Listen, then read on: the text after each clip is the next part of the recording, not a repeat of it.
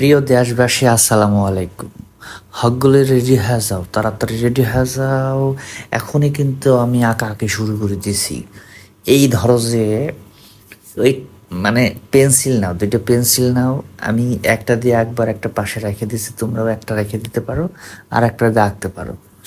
এই আমি ধরো যে কি শুরু করছি, এটা ঘর, দুইটা ঘর আছে, দুইটা ঘর আঁকবো। আর হচ্ছে যে ওই পিছন দিয়ে কিছু গাছপালা দিয়ে আস্তে করে একটা সুন্দর ছবি বানা ফেলবো, ঠিক আছে? এর আগের ছবি দেখাইছিলাম হচ্ছে ঘষাঘষি করে কিরাম করে একটা সুন্দর একটা ছবি করা যায়, কিন্তু এটা কিন্তু আমি ঘষাঘষি খুব একটা করবো না, অল্প একটু ঘষবো।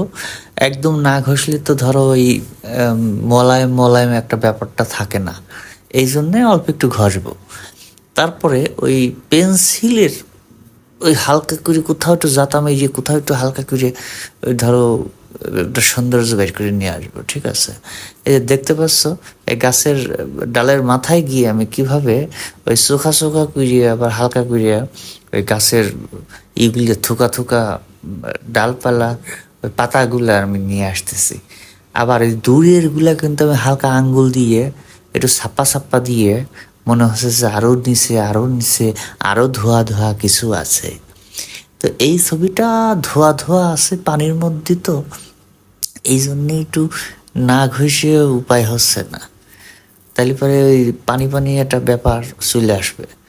তা বন্ধুরা, তোমরা যারা ধরো ওই পানি আর স্থলভাগের পার্থক্য বুঝো না ছবির মধ্যে, তাদের আমি বলতেছি পানির মধ্যে ট্রান্সপারেন্সি ভাবটা বেশি আনার চেষ্টা করবে। আর এটা আনার টেকনিক হচ্ছে, তুমি উপরে রিয়েল যেটা দেখতেছো তার থেকে পানির মধ্যে একটু কম কম দেখবা, ঠিক আছে? একটু ঘোলা ঘোলা দেখবা।